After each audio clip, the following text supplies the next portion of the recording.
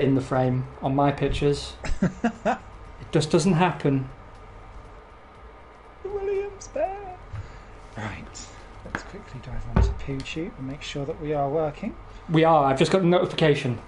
Hey, hello everybody.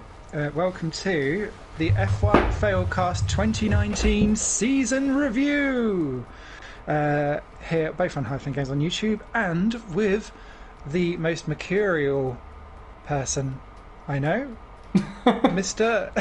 Mr. Zero. How you doing? We got there in the end. I'm excellent. I'm really happy to be reviewing the end of season. We've been a bit crap at being live on time, but we're here. We're only 1 week and 10 minutes late. So, mwah, chef kiss, chef kiss.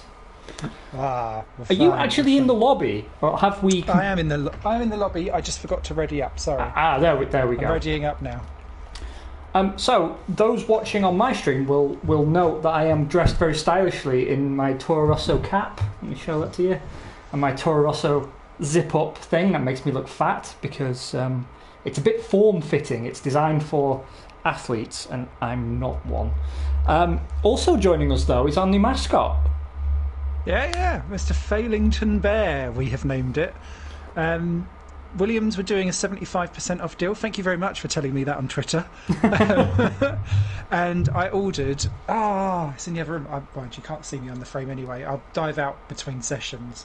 So I got a George Russell cap. None of that Polish guy. And then I got two different types of T-shirts. One that was like the proper full-on like blue of this livery, and one where it's black with the lightning blue around it, because they were the two that kind of made me go, ooh. Same. So we know who we're playing as next season. Yeah. Just to cut you off for a moment, I don't know how...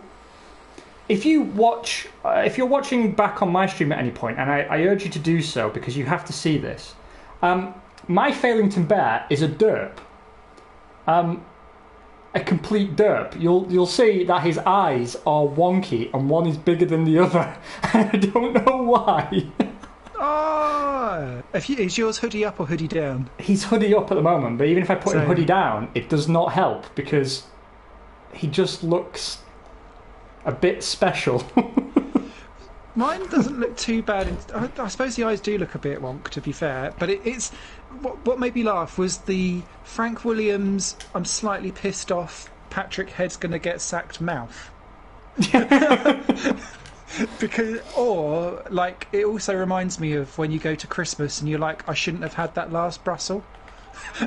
Yeah. It looks like he's got gas. Yeah. This stream beverage is the Red Bull White Edition, coconut and blueberry. I haven't had a Red Bull in months, so this is a special end of season treat for me. # Black Red Bulls matter. Mm. What flavour is white? Dare I ask? Coconut and blueberry. It's the one I told you to try. It's amazing. Oh, crumbs. Yes, sorry. Right, let me get rid of this cap because it's doing my fucking head in now. So, we have reached the end of another season. Not a Failcast F1 season, just another real season. Less interesting, yes. Obviously. Naturally. And it's been tradition over the years of the podcast to give out a few cheeky awards. So, I have taken the liberty of drawing up a few shortlists for our categories, and I welcome your additions. And I thought we could talk about the merits of each one and make some conclusions and see what other people think. Okay. But before we get into that, some stories to tell. Oh. So I was telling you before we went live, but the people won't have heard that. I have got myself a PSVR and concluded massive waste of money. The only thing I'm confident of is that I will enjoy Job Simulator, but given that game is like 3 years old and everyone's played it, I already know what's in there, really. Surgeon Simulator. So I'm a little disappointed, and I'm curious if at any point Cody's are going to put in VR support for F1, because they've got it for Dirt Rally, but you have to pay extra for it. Stupid. Other other news that's been going on. We've already discussed Failington Bear. All the F1 teams are having a clearance sale on this year's merchandise. Some of it's quite nice. I'm enjoying this Toro Rosso shirt. This is the most comfortable one they've made, I think. So if you are in the market, now is the time. This is the first year I haven't done my annual price check on merchandise. But actually, as far as I can tell, for what it's worth, the gap isn't actually that large between most of the teams. So you can't really go too far wrong. Because for once, even Alfa Romeo Sauber have reasonably priced gear. What? Yeah, I mean, a lot of it's sold out, but, you know, that's what you get, end of season, cheapskate. Yeah. Anywho, quite a season, I think most people would agree. Considering that it started so, I want to say ambiguously, like it felt like it could have gone any which way, really. I mean, no one quite knew how well the Red Bull Honda thing was going to work out. Turns out, spoiler alert, very well.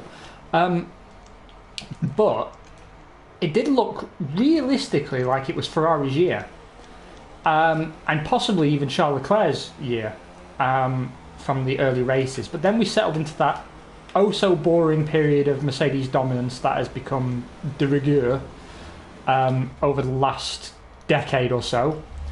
And it felt, you know, sort of between, you know, round 3 and 10, like, oh God, here we go again. And I felt like I was probably going to give up watching, actually, some episodes. Because it was easy to review them with you, because I already knew how they'd gone without watching them. So, I felt like, okay, this is going to be a season to forget, but we're just all sitting tight and waiting for the formula change. But actually, it turns out there were some belting races, and that brings us to our very first category, which is Grand Prix of the Year. Now, I have a few suggestions out of the bag. Now, the one that leapt to my mind first of all was Germany. Yes. Now, I don't know about you, I enjoyed Germany very much, mainly because it made a fool of some of the top drivers and allowed the field to shake up rather dramatically and for us to get some interesting results. Now, it's a shame that we need weather to get that to happen, but it would put me very much in mind of the old Malaysian Grand Prix, if you remember. Yes, they did like a deluge there. Yeah, where, you know, all of a sudden, surprise, monsoon out of nowhere, Michael Schumacher's in the barrier. Yeah, no, completely agree. I think there's there is a. It reminds me of Bernie's sprinkler system, and maybe that it wasn't quite such a crazy idea after all. No, it does put. I mean, particularly once the formula stabilises the way that it has, I think there's probably some merit to it. Now, as aficionados of the sport will recall, the race didn't start, I felt, especially dramatically, but it was the way that a lot of the mistakes were not concentrated into a short burst, but it seemed to be like a constant gradient of fuck-uppery. And of course, one of the key fucker-uppers was, if I recall correctly, one Mr. Nico Hulkenberg, who threw away his first podium. Yet again. Am I remembering that correctly? Yes. Probably sealing the deal of him not getting a seat for 2020. Yeah, if that deal hadn't already been firmly done in Cyril Abitibabul's brain, it probably would have been then. See, for me, I kind of feel like it's cheap to have this as a nomination because the reason it's in there is that it didn't go the way anyone expected. But at the same time, the best races do tend to be that way. It just feels cheap because the weather did it rather than a sudden turn of speed from a team where we maybe didn't expect them to be so quick. And it tends to be, actually, I found, Toro Rosso, who over the years have been that team, hasn't it, really?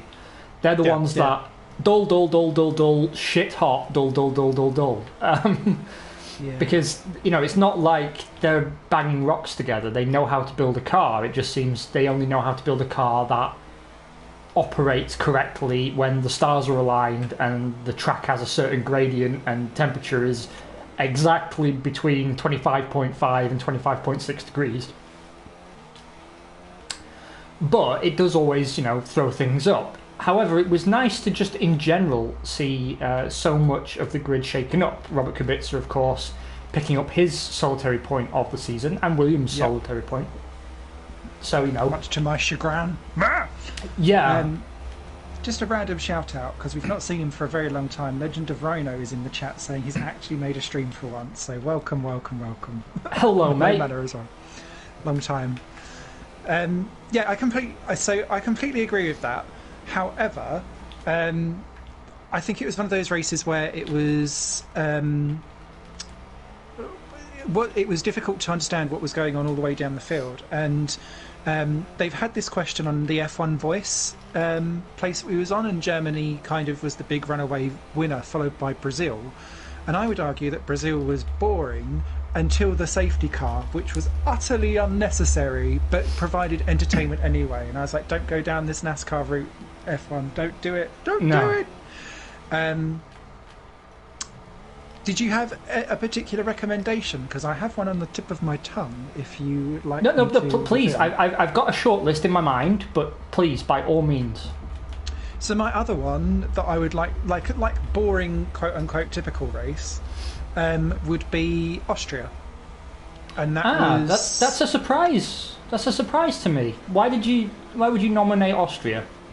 Because of the difference in tyre strategies that meant that Leclerc and Verstappen would basically be in the same place at the same time come the end of the race, and it was down to aggressive overtaking on the track / barging them off the track to make sure that it all came together. I'm a big fan, and I constantly bang on about we should have all 3 tyre compounds in the race. Anything to switch up, not doing a one-stopper, because the more different strategies you have, the more overtakes and the more different layers that you have of things coming together. Mm-hmm. And Austria, at least at the front for me, kept me entertained to kind of thumbs up or paws up, if we're the Failington bear, to go for that. But no, that's kind of the one that popped out in my head, but I'd be interested to know what your shortlist is. So, also featuring on my shortlist, I actually had Bahrain. Now, for me, it's not necessarily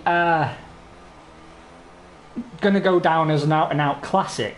However, it sticks in my mind purely because of the emotion that it stirred up, and that's what the sport's all about, right? It's about those moments that you remember. It's still one of my favourite races is Hungary '97 because Damon Hill, favourite driver, in an Arrows, favourite car. On course for a podium. Car fails him. I was so sad, but the memory is just seared into my mind, and it's part of why I love the sport. The trauma. Yeah.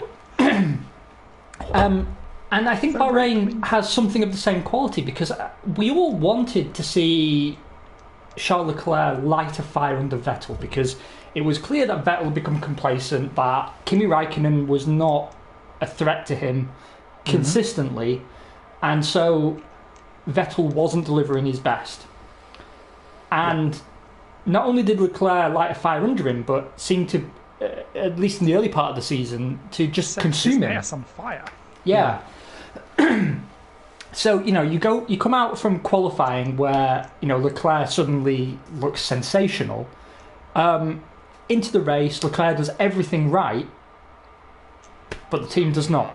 And oh, Ferrari again. And so I would say that is a contender for me for race of the season, simply because it brought a spark of excitement at the start of the season where it felt really like anything could happen. Yeah.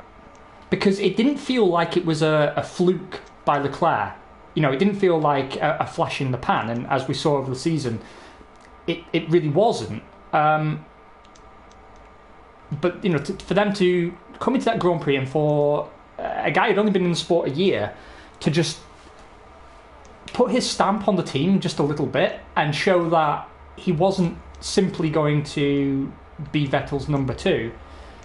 And he was able to deliver something as impressive as that on his second Grand Prix. I mean, the whole package for me made that a memorable race from the season. I think I'd find it hard to make the case it was the best race of the season, but it's certainly an honourable mention on that basis for me.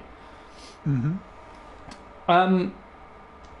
Now, another Grand Prix that I did enjoy. I mean, you've already mentioned Austria, and I agree that stuck in my mind because of the Leclerc-Verstappen battle. They're two drivers that I want to see go head-to-head more often, because I think that's got the potential to be the most entertaining battle at the moment. Because Hamilton, for all his faults, is just in a world of his own, and it seems that Ferrari just aren't capable of taking it to Mercedes consistently. But Leclerc and Verstappen seem to actually be reasonably closely matched in two different cars, and at least on occasion. And if I can request one thing for next season, it will be for those two to be put in a position where they're fighting it out at the front more often. Because I don't really expect to see Bottas make for exciting racing with either of them. Vettel and Hamilton has been sort of the go-to rivalry for the past few seasons, and Vettel has kind of shown to me that he just doesn't have enough. And when I say enough, I don't necessarily mean enough talent. I think he's perfectly capable.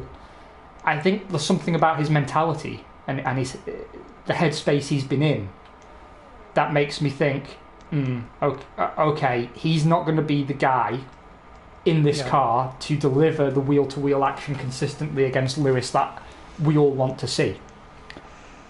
I don't know if he can remember how to do wheel-to-wheel action at all. Would be my review. You can tell I've had some alcohol. I completely agree, actually, that 2020, if I want more of the same of stuff, it's more of the changing of the guard, so to speak. And there's a couple of drivers that kind of flip into the middle of like the changing of the guard that came in the middle, but it's very much the clear out of stop us wishing for Alonso, Liberty Media. I've seen that in the news, that they're desperate to get Alonso in at Mercedes, get Hamilton to Ferrari. No, I don't, because they seem to think this will bring box dollar money in. I don't want Alonso anymore. I didn't miss him this year because the talent of new drivers is so much punchier and more exciting that I've already moved on. And he was down the end of the field for a couple of years anyway. Sadly, time is cruel. Time to move on now. So for me, 2020 is more about this changing of the guard, so that when 2021 comes in and we've got quote-unquote new rules, all right, Renault, then I want that changing of the guard almost to be complete, and whether Hamilton's about as part of that or not is one thing. Vettel I don't think will be, personally. No. Raikkonen, who knows, but he'll be mid-grid. But then we've got the Verstappens, the Leclercs. I don't think Bottas will be part of that crew necessarily, although I think he's got patent speed. I don't think he can cut it at the top of the grid, so I think there's the potential for a Norris and Sainz there for McLaren snipping at the heels. You've got Russell and Ocon, Ricciardo, who's kind of like in that weird middle section where he's not quite one guard or the other. And that, for me, really excites me about where F1 goes in the future. And I'm all about, I like my mainstays, but I'd quite like a bit of a clear out, particularly because there's only 20 cars on the grid. No, me too. It's time to clear out the dead wood. And we've done our usual and gone completely off topic, but I would like to definitely say that for me, that the Lewis to Ferrari deal seems like a done deal. Seems like it's done. Mm-hmm. Like that is. A few minutes, I frame the drink everywhere. like that is basically what's going to happen, and for me, it kind of makes sense. It's a big team. It's a team every driver wants to represent.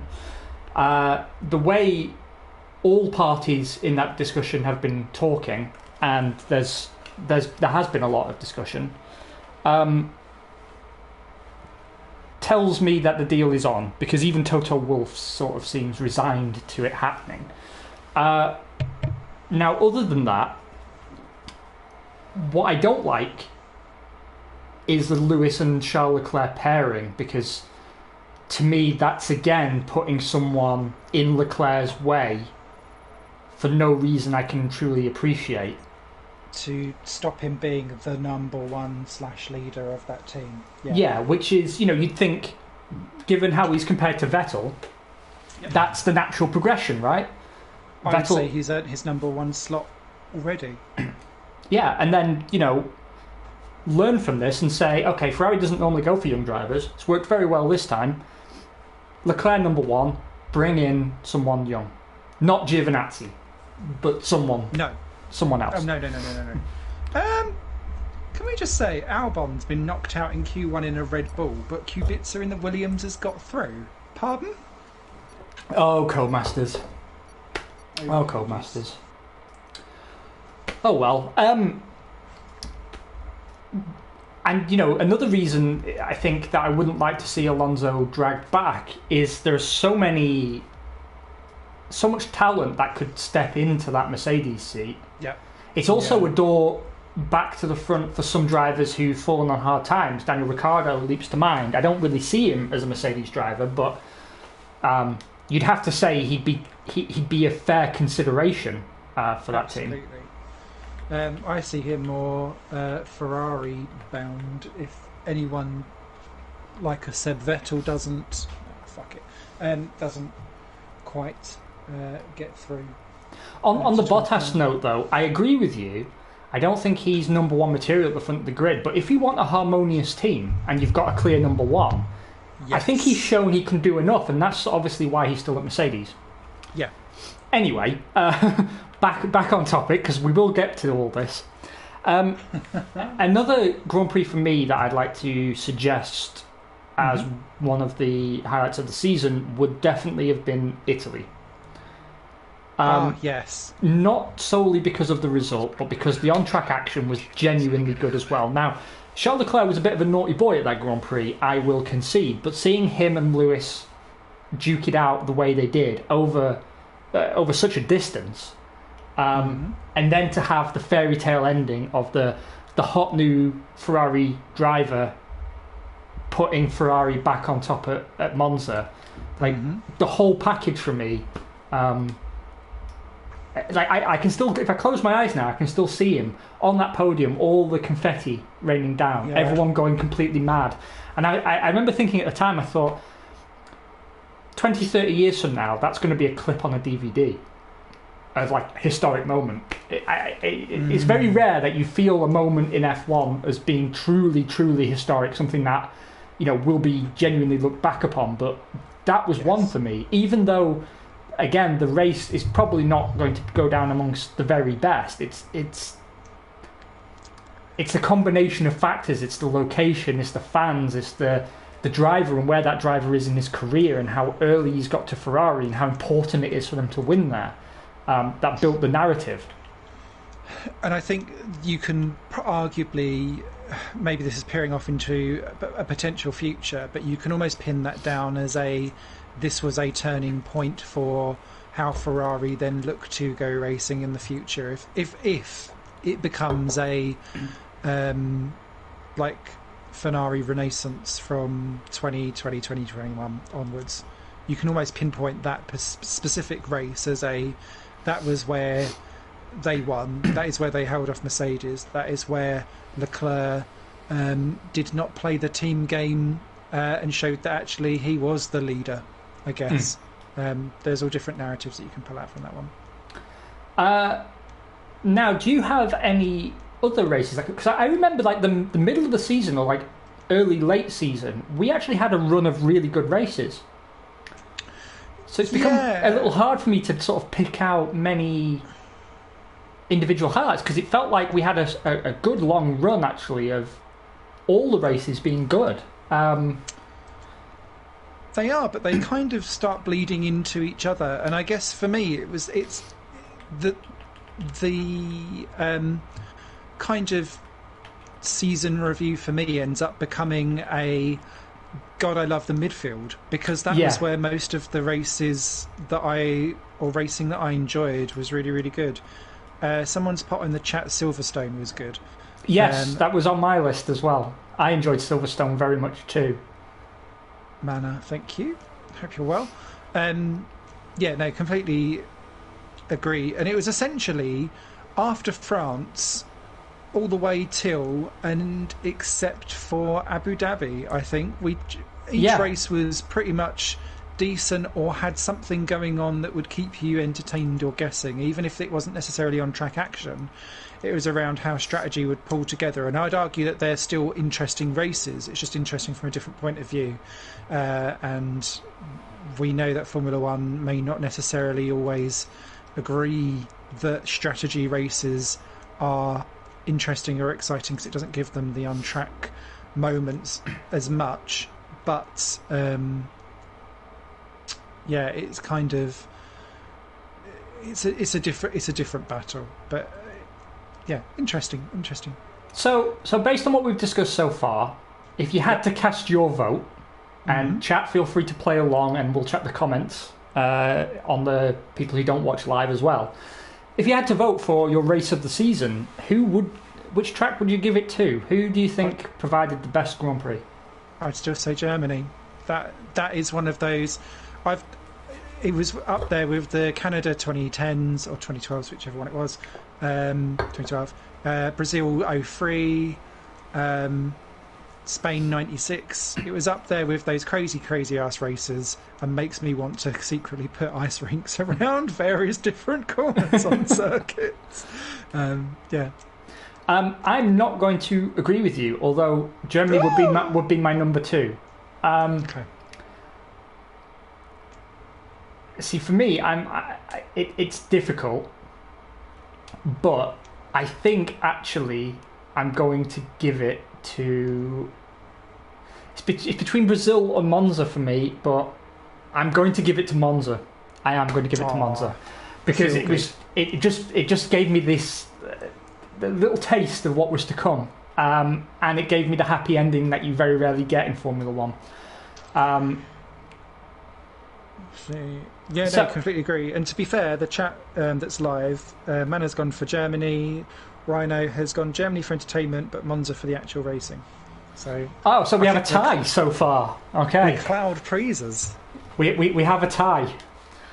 Well, we will leave that. We'll put that on the shelf for a moment. We're going to come back as feedback comes in. I want to move on now to Drive of the Year. So obviously, as the name would suggest, we're going to be discussing specific events where a driver really brought something special to the table. Now, I'm going to go backwards through the season in this case, because the one that's obviously going to stick in most people's minds, Carlos Sainz, Brazil. Starting from the back of the grid, driving up to 4th on merit in a McLaren before being promoted to the podium. But I mean, driver of the day material all the way through. You didn't see much of him on the TV. Nope. It kind of flew under the radar, as much of Sainz's career has, unfortunately. But definitely a career-defining drive. Certainly the best drive of his career to date, and I think for me a vindication of both him and McLaren, showing that both of them mean business, that actually it's been a match made in heaven as far as we can tell this season, because they've just sort of reinvigorated each other. I've messed up my differential and I don't know what the setting was, but you're not being a smooth operator. So for me, that's the one that's freshest in my mind. But I don't really want to give it on the basis of it being the one I most recently remembered, because there were some genuinely amazing drives all the way through the year. Now, another that I would like to put forward would, again, boring, I know, would be Charles Leclerc at Bahrain. Commanding, confident, just totally in charge. I have balls that lap. It's alright, I'm going to go round again. Cool-headed, commanding, totally in charge. One with the car in a way that he didn't really achieve again all year. And he was only let down by the car. So I don't really want to, I don't really want to discount the drive based on the fact that the team let him down. I understeered a little bit there. My differential settings are messing with me.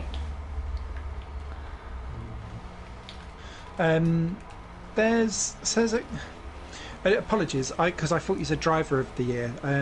Drive. Sorry. So there's a couple for me. I completely agree with the Carlos Sainz one in Brazil. I think that was particularly special. However, there was a couple earlier on in the year where he was coming home in fifth, and I think it was France was one where they were like specifically fourth best team and it was looking really juicy. So that was really good. There's quite a lot of when Gasly was back at Toro Rosso. I don't know what it is with that specific car and him, but they gel so well and it makes it so frustrating that he was just absolutely nowhere in that Red Bull. He actually beat Albon on points at the end of the year, didn't he? So that was interesting. And actually, random side note, there's a good YouTube channel called I think it's called F1 Statistics, and they put everything into freeze frame bar graphs, and they've got one where it shows you the points over the course of a season. And you can see that Albon hardly scored anything at Toro Rosso, and then it's only when he's actually in Red Bull that he actually starts to score anything at all. Which is why his drives kind of seem a bit strange, because we clearly knew that he was very good, but he wasn't actually converting to many points. What else interests me? I would like to propose actually Alex Albon at Spa. Because I know he had many drives where he had a penalty or he was starting way down and then he brought it up to the top. The reason Spa was so special is because he did that, but it was his first time out in the car.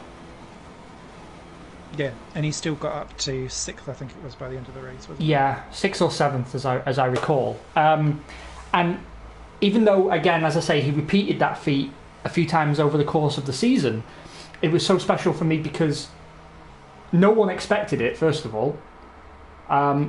It was a new car, a totally new setting for him. And while it wasn't a scintillating drive, and there was parts in like the middle of the race where I thought, oh, his pace doesn't look very good. I don't think he's gonna get into the points. He did struggle with the car in the middle stint. He delivered by the end, and that's really what matters. So it wasn't like a drive that necessarily set the world on fire, but he did more than was expected by a significant margin by the time the flag fell. And to do that he said he felt like there was no pressure really because he didn't have anything to lose, just something to gain, which is probably a good way to look at it. But still, that is a pressure cooker seat to find yourself in. And even if you give yourself 4 or 5 races or maybe even a half season to find my feet, so no stress, you kind of know that that's not really how Red Bull operates. And let's not forget that Pierre Gasly, who was complaining about this again this week, by the way, I don't know if you saw that in the news, was whinging Helmut Marko told me I'd get to see out the season, and that my seat was safe until Abu Dhabi, and they didn't keep their promises, and apparently they promised to develop the car in a direction that suited him better, but then never bothered. And I sort of had no sympathy for him at that point, because I was like, do you really think, looking at how they treated Webber and Vettel when they were together, or even Verstappen and Ricciardo, do you really think that you, a guy who has failed to deliver pretty consistently over the course of the year, is going to have any say at all on how they develop this car? Exactly. Like, no, definitely not. Now, it is interesting to see, as you say, how much better the Toro Rosso suits him. But setting that aside, him finding his feet again in the Toro Rosso for me is not something that I'm going to credit as a driver of the season. Even if, he did get that podium, he out-dragged a Mercedes, so, I don't want to take that away from him, but it somehow, to me, doesn't feel as significant a drive as it does seeing Alex Albon seize an opportunity with both hands. So how would you say then, because Rhino's just popped in the chat, and I agree, Kvyat's podium at Hockenheim was very impressive, and I agree. Which podium of the Toro Rosso driver is the better drive? Kvyat at Hockenheim or Gasly at Brazil? I don't know. What I do know is I'm going to be out in Q2 because Charles Leclerc ruined my lap. No. Yeah, I have qualified 12th. At best. 7th.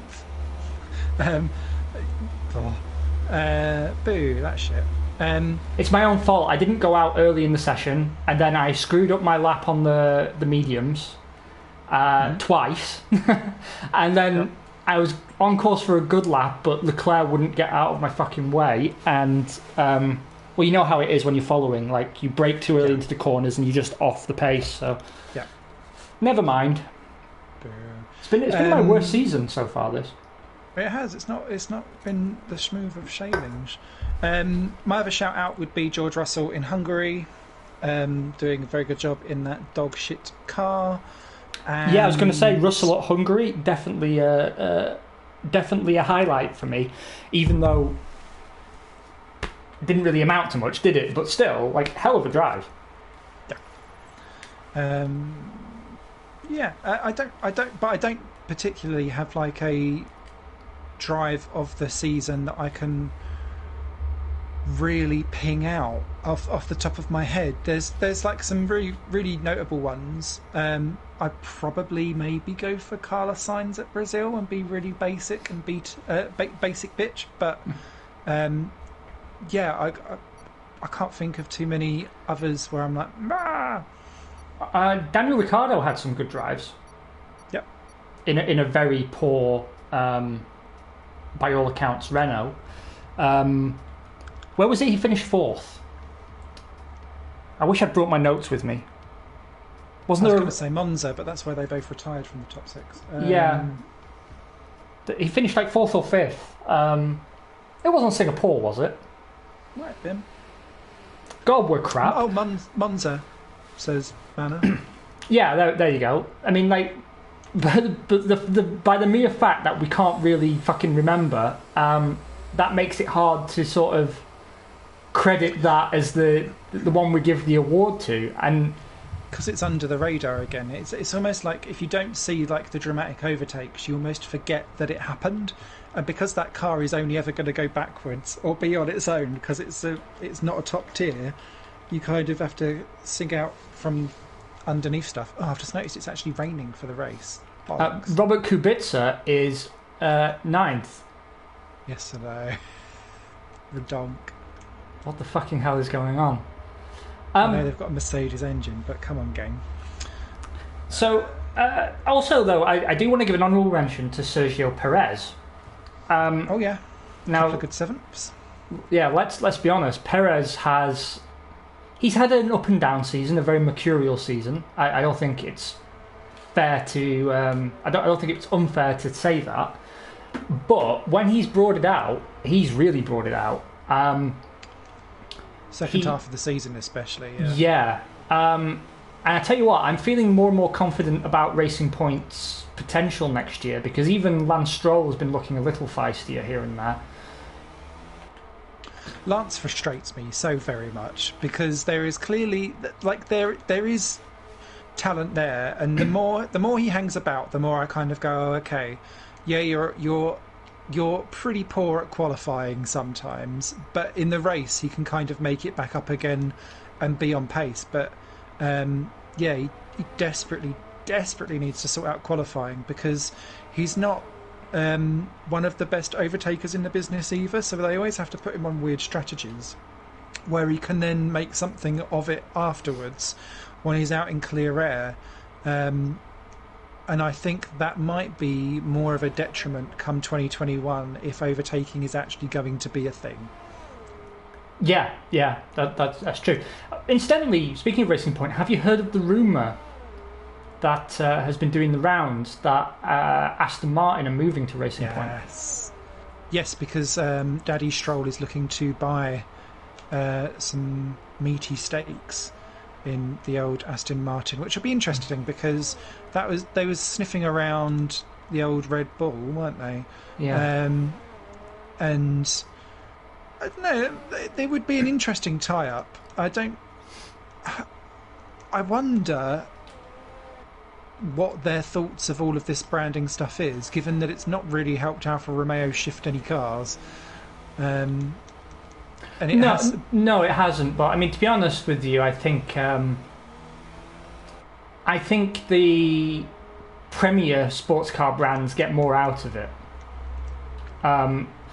Alfa Romeo is, still a premium brand, but it's not. For me, it's not on the same level as Aston Martin or Ferrari, or it's somewhere in the mid tier. That said, no, it just makes a lot of sense, because I think the whole Aston Martin, Red Bull, Honda is a fucking mess. Because when you look at the car, you just see Aston Martin. The Honda branding is fairly minimal on the Red Bull car. But then, whenever a win happens, Aston Martin is obviously not mentioned. So it seems like having two car manufacturers that are, to a limited extent, in competition behind your team and on your car is actually making it a bit shit for both. And Honda's the partner that matters as far as Red Bull are concerned. So for me, Leclerc, 5th-place grid penalty, collision with Grosjean.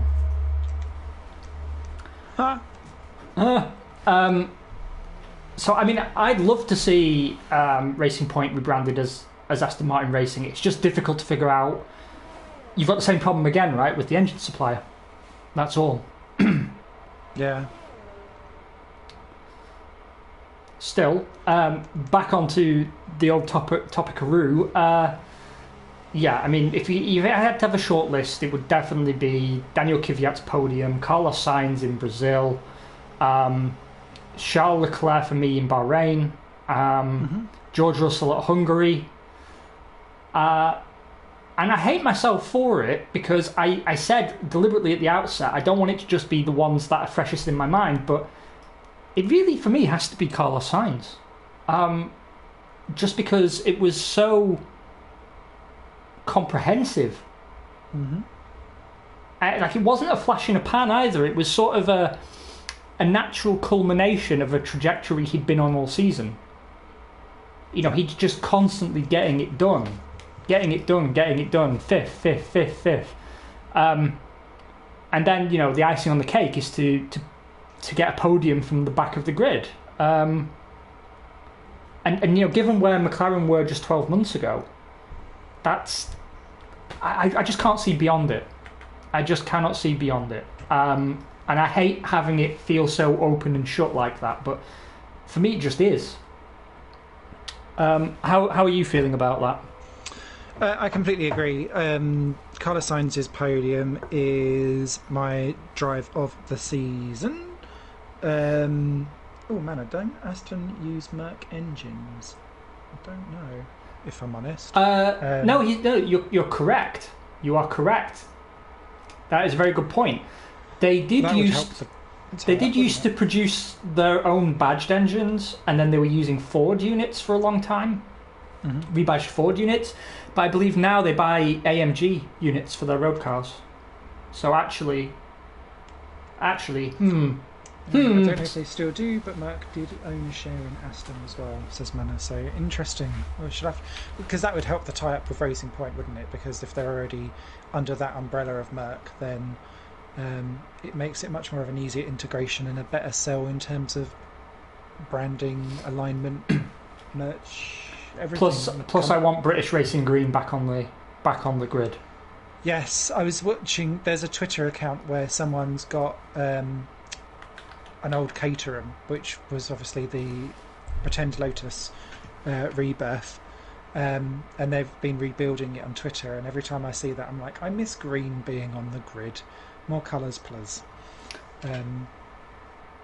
No, completely agree. So in that sense, at least, we are in agreement about our driver of our singular drive of the season, which would be Mr. Carlos Sainz.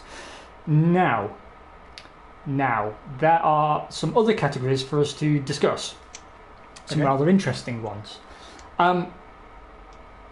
Now, I would like to also put forward, there's been drive of the season, but I want to talk fuck up of the season. So I know exactly what I want to go for. So there's quite a few, right? There is quite a few, and a good fuck up. Yeah, we need to figure out who we believe failed the hardest in a singular moment. And the nominees from my side, I would like to nominate, first of all, the perennial loser, the loser's loser, Romain Grosjean, for crashing in the pit lane at Silverstone. What a bell end.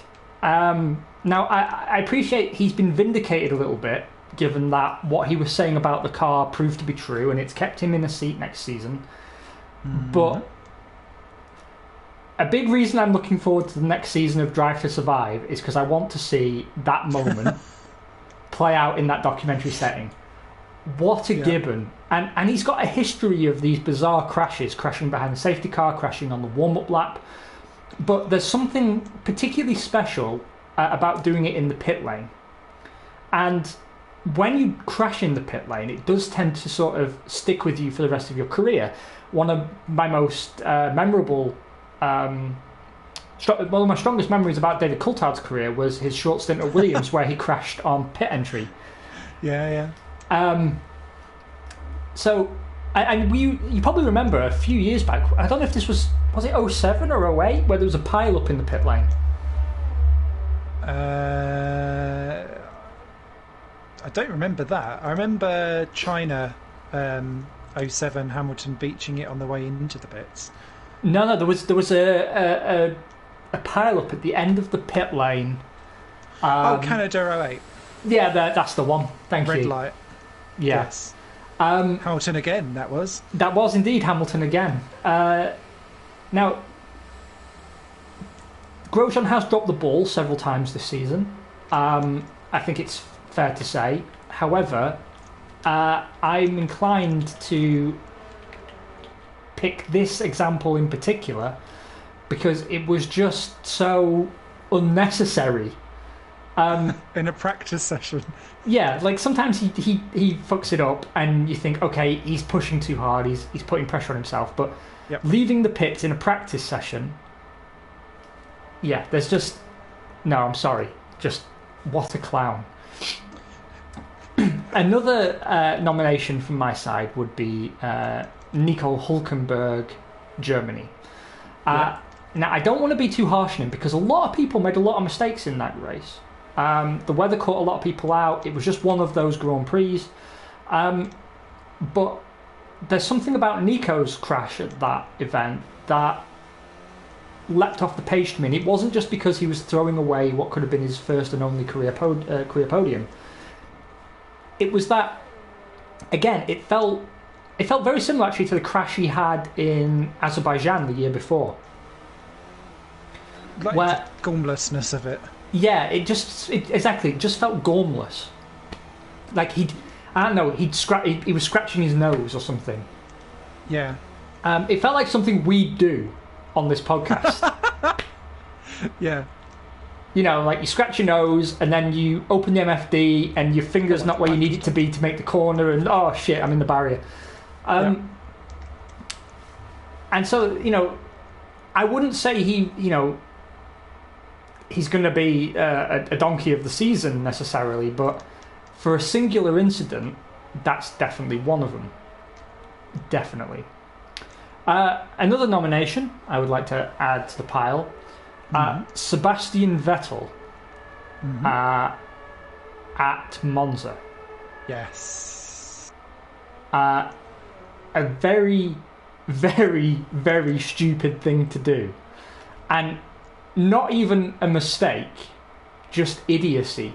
And to be clear, when I'm nominating him here, I'm not nominating him for the loss of control of the car that caused him to end up where he was. It was what he did afterwards. I don't think it's excusable for a driver of so many years' experience, of such high standing, to do what he did. I completely agree, and so does every single person that's put something in the chat. And it's exactly what I was going to say as well.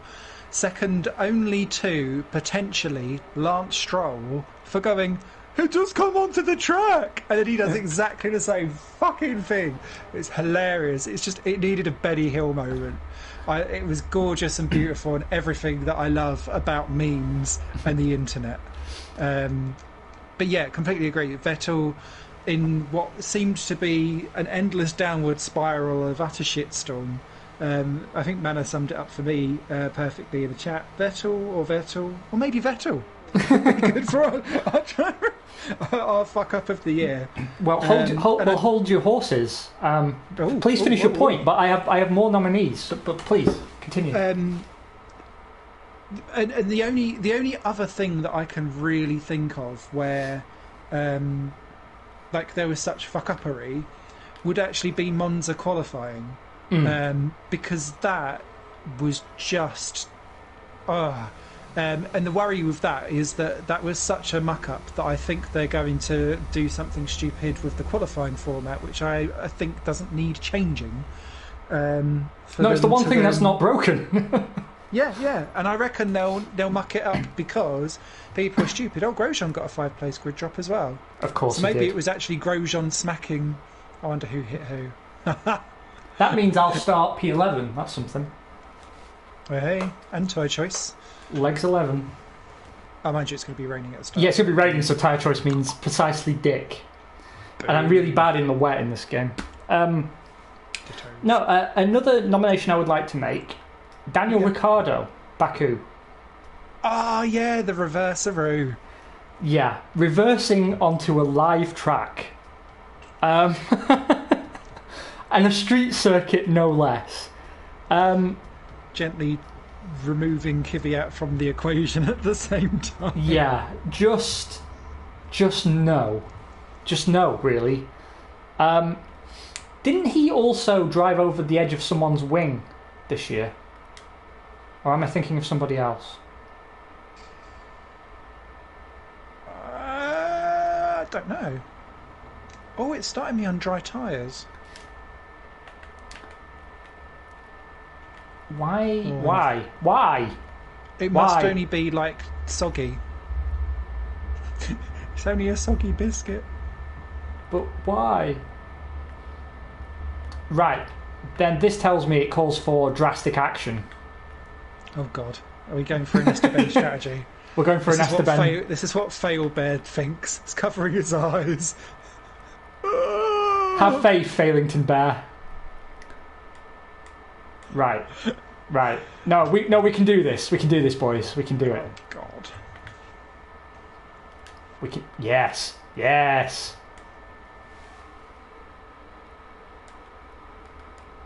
I'm scared.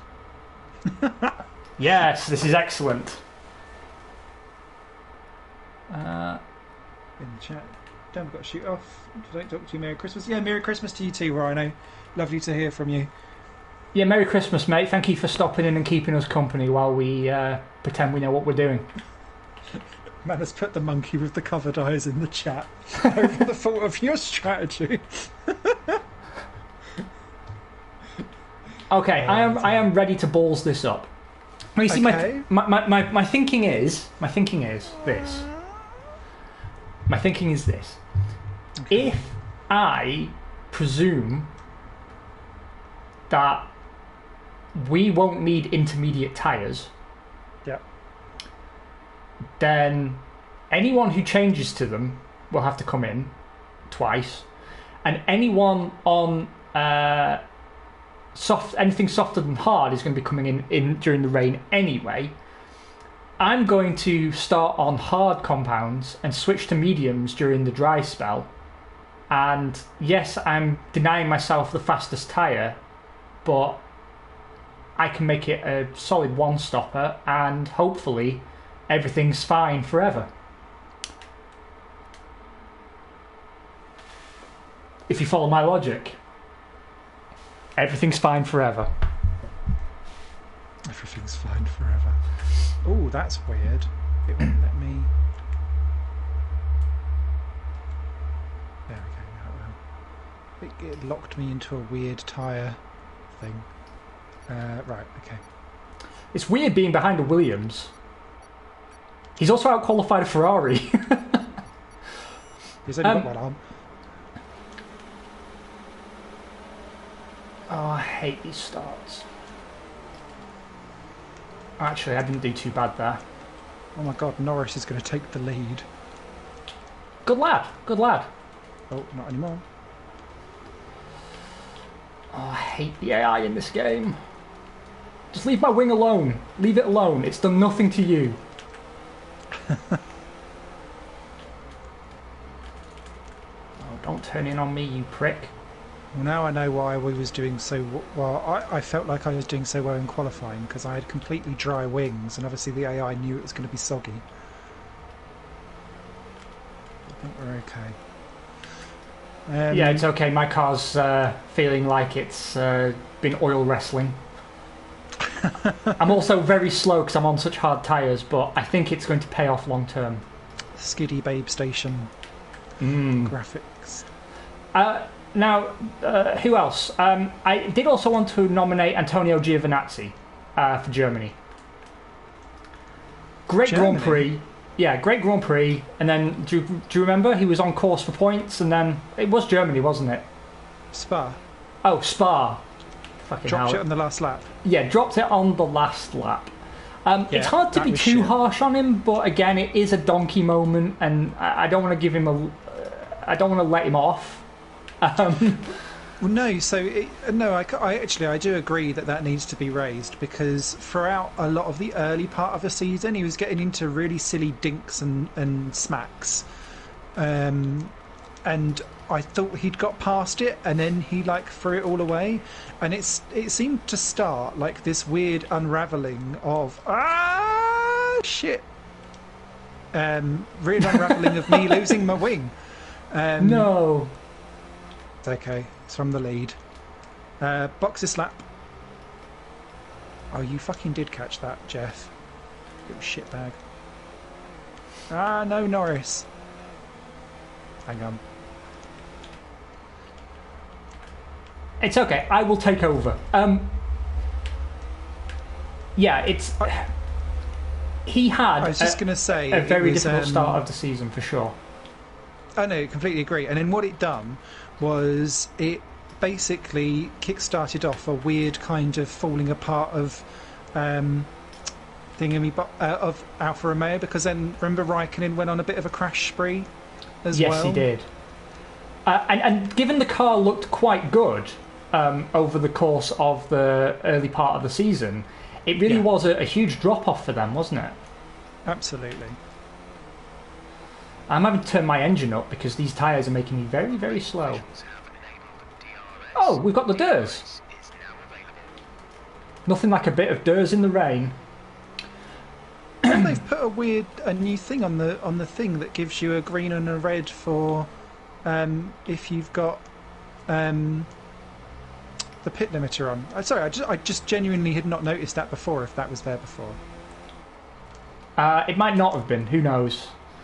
But then again, we've reached the point where they've stopped patching this game now, haven't we? yeah, there was a patch a wee while ago, and then that was it. I think just to cover a bug or two. Right. Can I also nominate Robert Kubica for having one arm. Yeah, and ruining his F1 career for going to rally. No, I was going to say Japan qualifying, but then also Brazil in practice was a weird one. I've not seen anyone bin it at turn 3 in Brazil in the dry, but he'd managed it where he'd got his wheel on a little bit of wetness, because actually that Williams desperately needed to not crash so that it could save some dash, and he kept on crashing quite a bit.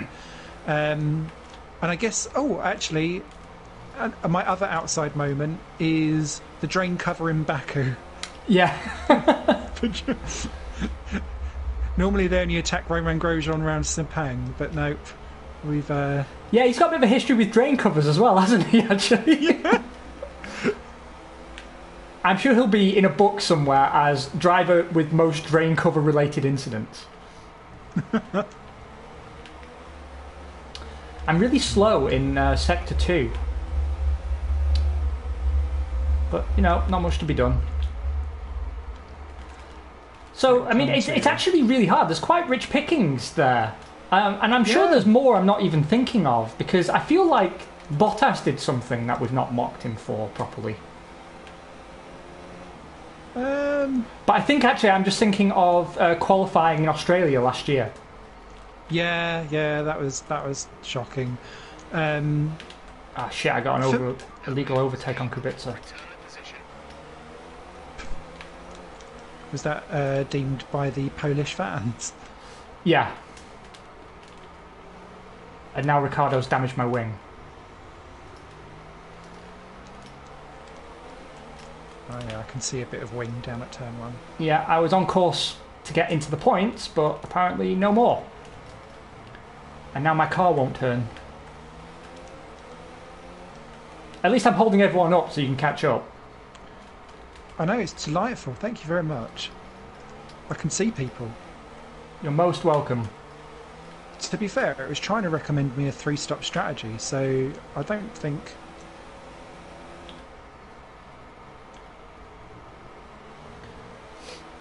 But out of all that, who is the biggest twat of the year?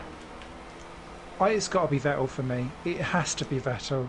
I can't think of anyone else who is...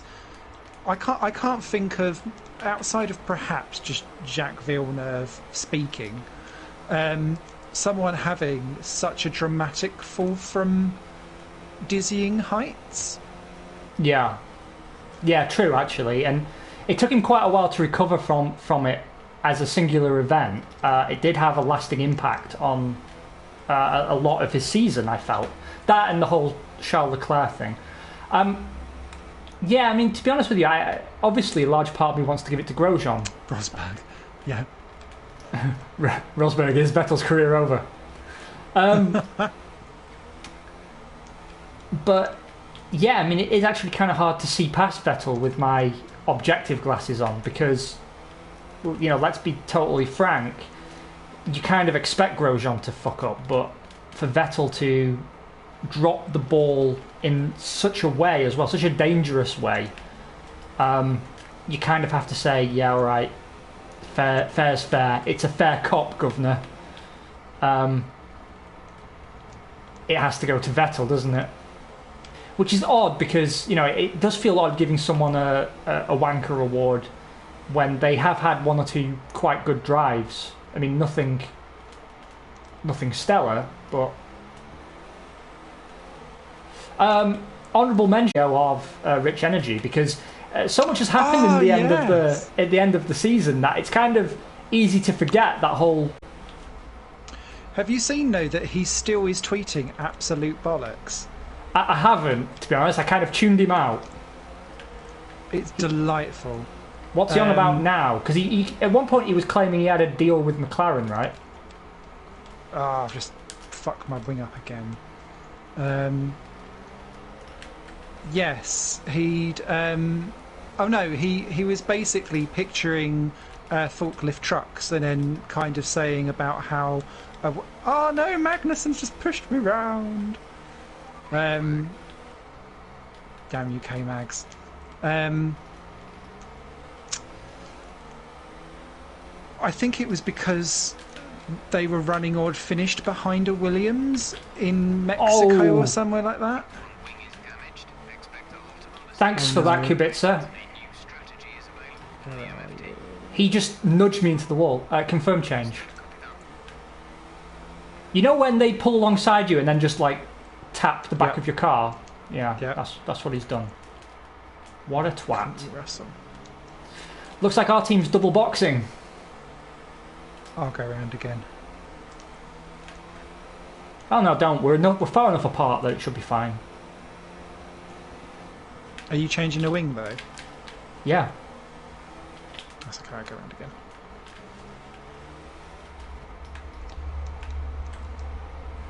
Yeah, well that's my race fucked. And I yours. don't know, there's plenty of people in.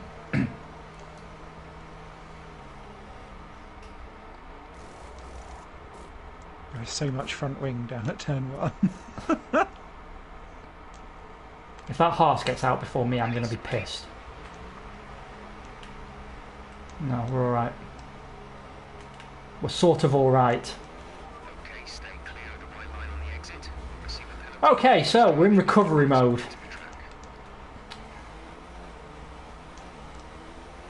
Now, before I go on any further, are there any categories that you would like to submit for consideration? Not that I can think. Rookie of the Year? Can I just say how amazing the Rookie of the Year video on the F1 YouTube channel is? It is. They've done a really good job this year, actually, with all the social media content and the behind the scenes and getting you familiar with the drivers. And I think actually having a group of rookies that all know and like each other has helped. Absolutely. More of that, please. But yeah, why don't we? Rookie of the Year. Problem is, for me, it's a very easy decision. Because we only had 3 rookies this year, right? Yep, and we've only got 1 next year. Yeah. We have Alexander Albon, of course, George Russell, and Lando Norris. Part of me wants to give it to George Russell simply because, you know, he's hung in there like a champ and he hasn't been a whiny dick. Yeah. Like that's what I like. He hasn't been. It would be so easy for him to just whine, complain, and go full Paul di Resta on it, but he hasn't. He's stayed very, very positive, and he's done what's been needed of him, sometimes more. And I don't think it's damaging his career as much as it might have done for other rookies. Agree. Because of it. But particularly when he gets straight in the Mercedes in the test and puts it fastest. And it's just a nice, timely reminder that he is about and we'll have him. Yeah. No, completely agree. Completely agree. Lando Norris... I mean, it's not like we've had a bad rookie this year, to be honest, because I think Lando Norris has done a very good job. He's been very self-critical. He hasn't matched Sainz, but honestly, quelle surprise, right? I think the chances of him matching Sainz are exponentially greater next year. Yep. But, you know, rookie year, no one's really expecting him to be beating an experienced teammate. But yeah, generally a breath of fresh air. Very likeable guy. He and Carlos Sainz being bestest best buds in the world has been the highlight of social media for me all year. Yes.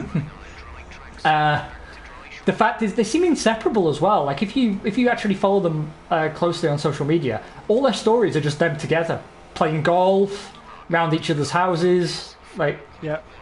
So it seems like a legit thing, not just for the camera, which I like.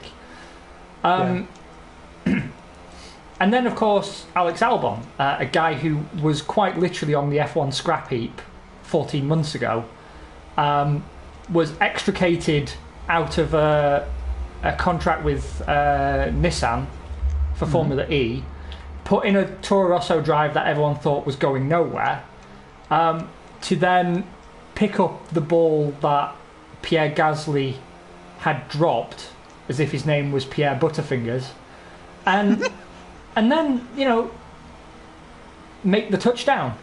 He picked up the ball, he ran with it, and he was the Autosport Awards Rookie of the Year. I think he was Rookie of the Year for some other awards as well. Mm-hmm. And he's my Rookie of the Year.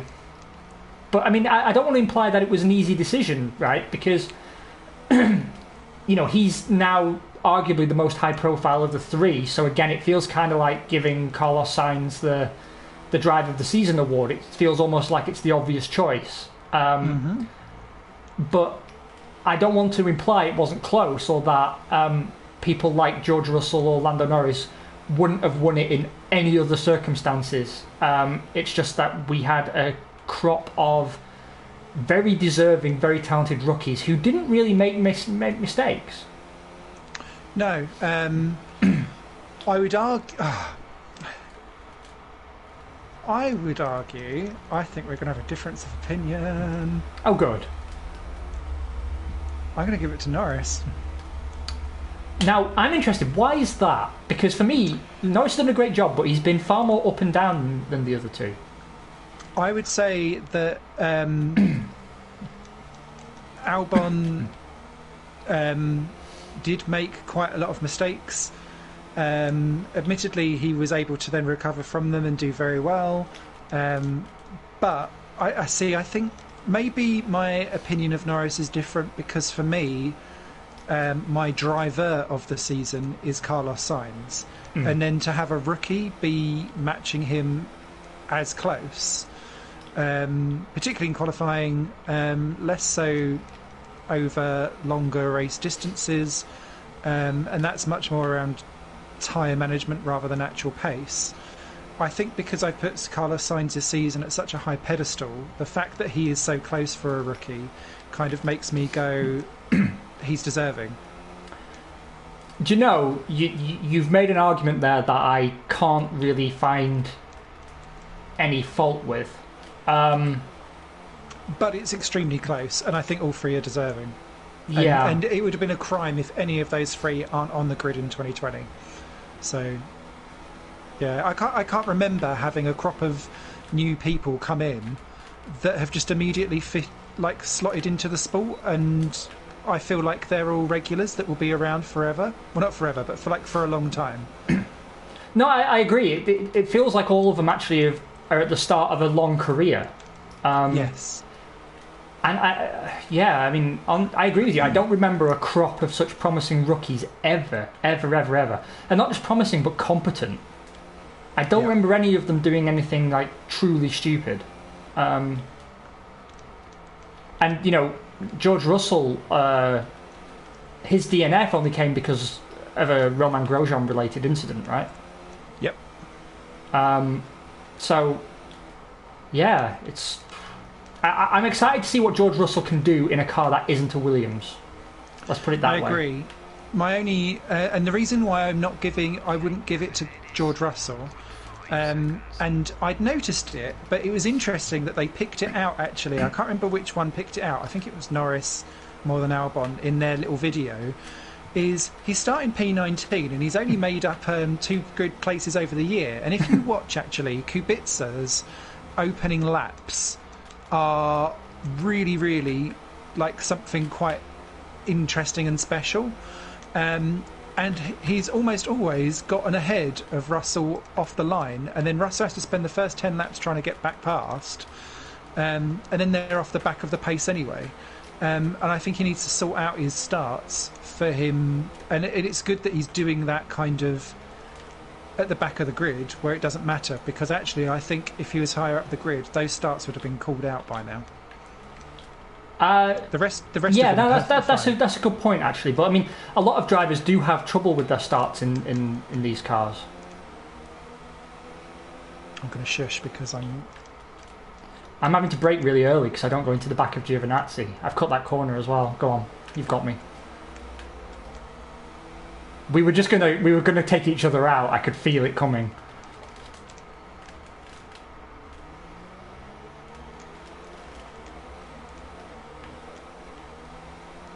go and get him and his stupid hair. Oh, I can't. There's a yellow flag. Oh, Verstappen's out. Oh, good.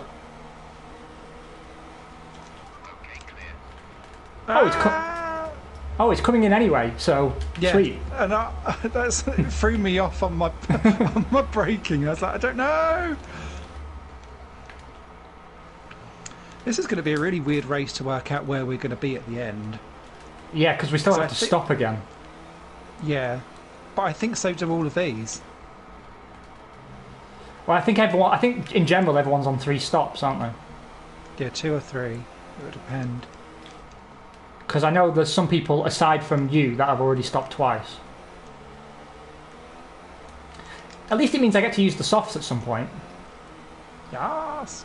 I'm going to be slow at the end of the Grand Prix though, because it's going to start raining again. Like, I'm feeling a lot more comfortable with the car now, but only because the rain stopped and I'm not really close to other cars. Sirens. Yeah, you made a very compelling case there. I'm still going to stick with Albon just because it's such a fairy tale. What's that yellow flag for? Verstappen, but it's gone now. What's my new strategy option? One in the pits. Confirm change. You are on fire, mate. Fastest laps all over the shop. Boop. Love me some Canada. What about most improved? Oh no, I've already answered myself. I was going to say most improved team, or what about most improved driver? I suppose they kind of end up looking potentially the same. I don't know. Well, actually, I did have a most improved driver category. Sorry, I didn't realise you had categories. Go for it. Yeah. So organised today. I'm impressed. Yeah, well, it's just normally our end of season awards degenerate into a fucking incomprehensible mess. So I thought, given we've been doing it 10 years now, maybe it's time to write something down. No, what I have in mind was definitely a most improved driver award. The problem is that I found it very hard to populate it. Because the standout drivers for me have been ones that have either already always been good and just a bit underrated, or they're rookies. So you can't really put them down as having improved. Now, I would like to add, though, Max Verstappen. Oh, yeah. Because I don't think he's any faster than he was, but he's definitely more level-headed, and his racecraft and maturity have come along vastly. And he's definitely a candidate for driver of the season for me. Because, yeah, he's just such a more rounded race driver than he was. Agree. So definitely he's improved, in my mind, in some measurable way. Antonio Giovinazzi, but again, it's his first full season, right? So yeah, it's kind of hard to say. And you know, with him, it's more an improvement over the course of a season rather than season over season. God, I hate it when I'm following 2 cars because you can't get round them, and you just have to wait for one to be clearly faster than the other so you can sneak in between them. Fuck off. Move. You're just cutting through the field, man. Like, you're far more confident overtaking than I am. It's I think yeah, it's do or die.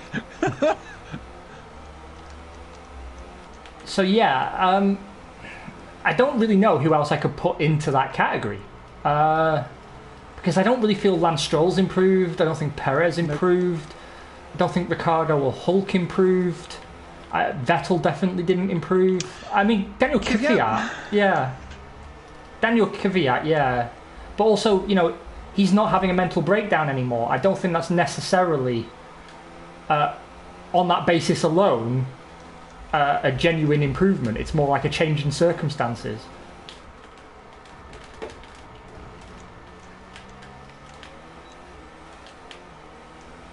Oh, green flag.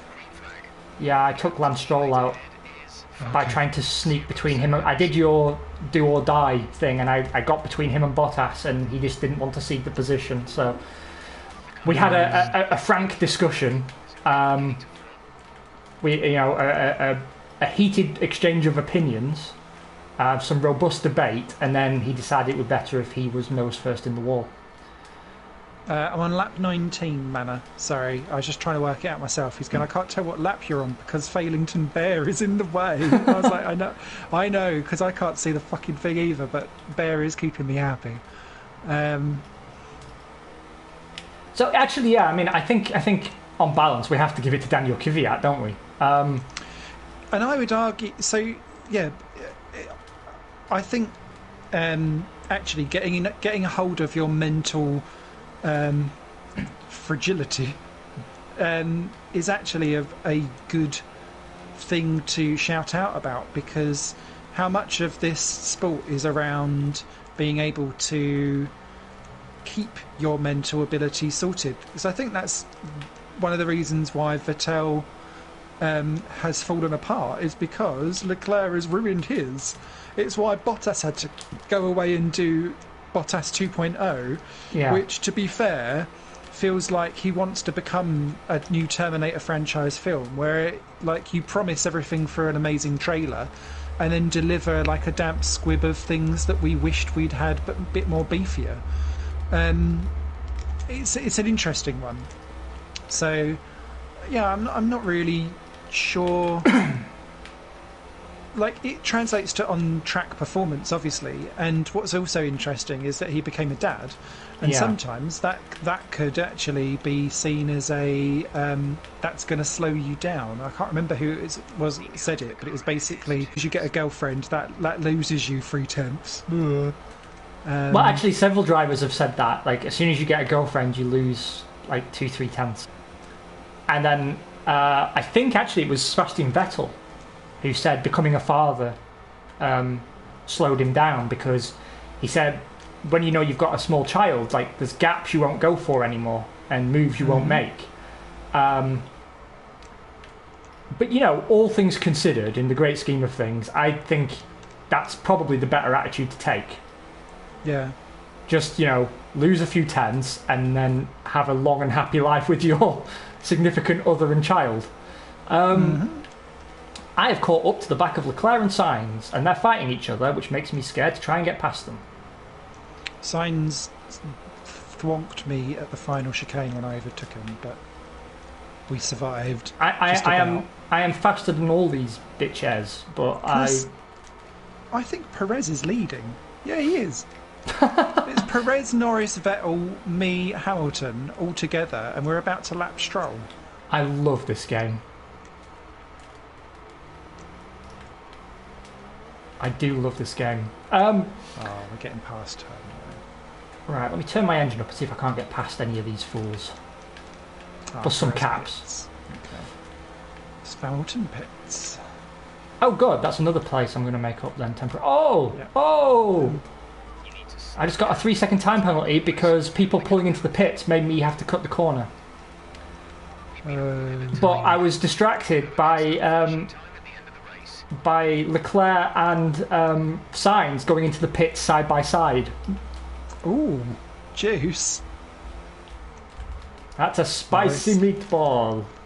Norris leads. Oh, I've lost my tyres. It's time for the airs and the fuel mix to make the difference. But my grip no longer can. Yeah, my tyres are feeling a little less sexy than they were. Well, another category I had, and I'm actually looking forward to this one a little bit. Best number 2 driver of the season. Who's the one who's played the team game the most consistently and reliably with minimal fuss and done what's required? Now, you're probably thinking, well, obviously, it's Bottas. But I'm not necessarily sure that it is. Now, clearly, it's not Leclerc or Vettel. No. So I would like to put forth, first of all, Lando Norris. Yes. He's been quite happy to accept a second string role for the moment, at least. I don't think that will forever remain the case. Agree. And he's just played the team game quite well and just focused on trying to improve his own driving, trying to have a clean rookie season. Mm-hmm. Some people, I actually had this conversation with someone at work who suggested Alex Albon for this, but Albon was not in a position to challenge Verstappen, so I don't think it really counts. Completely agree. And I'm assuming that all of the penalties that he took for engine things were not necessarily for upgrades and stuff. It was just they needed to do that. I don't know. So no, I wouldn't agree with that one either. I've got a thought in my brain box. Ooh. I might be able to make these tyres finish to the end of the Grand Prix.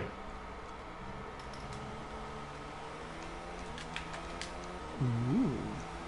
I I'm gonna pit again. I pitted on lap 7 for mediums. Yeah.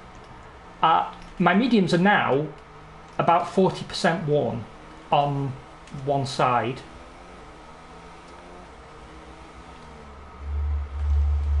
It'd be tight. It'd be very, very tight. But I think the numbers suggest that I could actually finish the race on between 70 and 80% wear. Because we have, call it 10 laps to go. And I'm just wondering now, will I be so slow that I'll get monstered at the end? Or is it better to come in and put on the fresh softs and try and fight my way back up to where I am? Because I'm on a podium position, which I haven't been in for a long time. Well, I am pitting. I'm going on to softs. And I'm doing that now. While you're pitting then, would you like to take over the discussion and tell me if you can think of any drivers you think qualify as a great number 2? I can't really, but it's for me. Norris feels quite quite a good one to go for because of how the two. Oh my God! There's 3 cars all going. It's going to be 4. Well, fuck my duck. What's happened? It's going to be horrific. How we've come out of that, I have no idea. But you see, this is why I don't want to pit. I don't want that to happen to me. So Norris, Hamilton, Perez, 3 going into each other as we go into turn 1. Me trundling out the pits makes it 4 wide. I'll tell you what, you need to see that on a replay. You could probably hear my sphincter closing in the background. Oh, okay. All right, I'm back with it.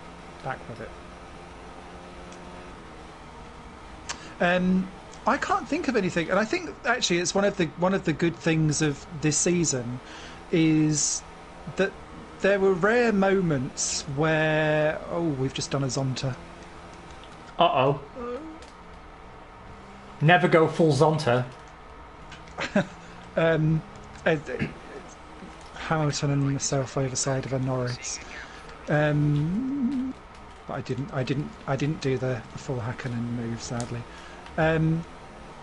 It's interesting because I would argue that everyone was a clear defined 1 or 2, and there was only a couple of teams where it was an interchangeable number 1 and that they played the game with it, because Stroll in general wasn't there to really play around with Perez because he qualifies too far behind.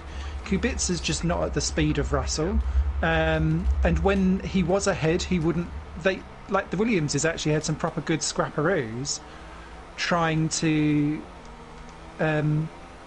get Russell back through again. So I'd argue that wasn't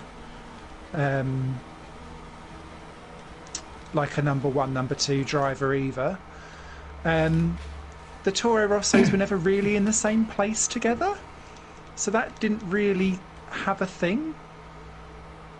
I don't know. I've just got a question. Why don't we consider Charles? I wouldn't consider Charles because I don't feel like he was a number two. No, exactly. He was given that position. He sort of became the de facto number one for me as the season progressed.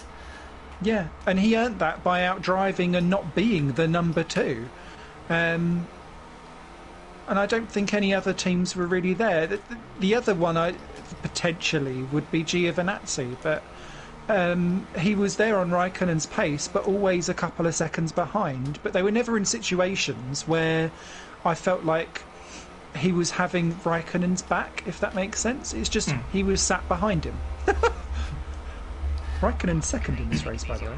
So I think we have decided then that our number two driver of the season, Mr. Lando Norris. Agreed. Moving on, since we're down to our last few laps, we're on to the biggies now. Okay. Team of the season. Now, this is a bit more complicated because here we've got to consider the performance of both drivers, the performance of the team itself versus expectations, the politics inside the team, the power unit, reliability, all of those factors. Sorry.